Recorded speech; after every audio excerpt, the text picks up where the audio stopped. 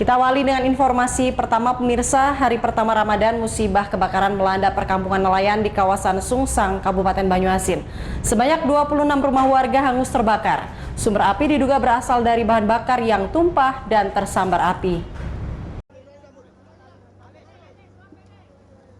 Musibah kebakaran satu ini terjadi di perkampungan nelayan Desa Sungsang 1, Kecamatan Banyuasin 2, Kabupaten Banyuasin, Sabtu malam.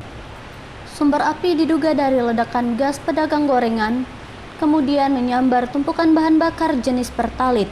Kompor gas yang sedang menyala menyambar bahan bakar yang berdekatan dengan tempat menggoreng. Meski ada upaya warga untuk memadamkan api, namun kepanikan membuat kesalahan.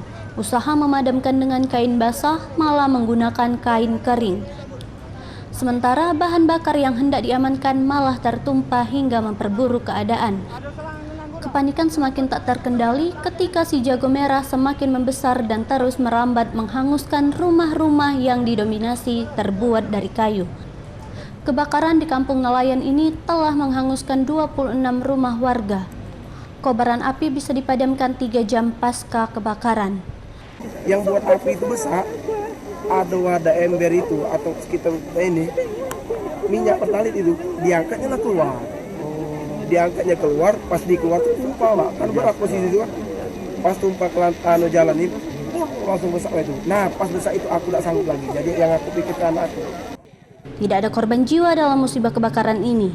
Kerugian ditaksir mencapai ratusan juta rupiah. Dari Banyuasin, Ahmad Syaiful, iNews melaporkan.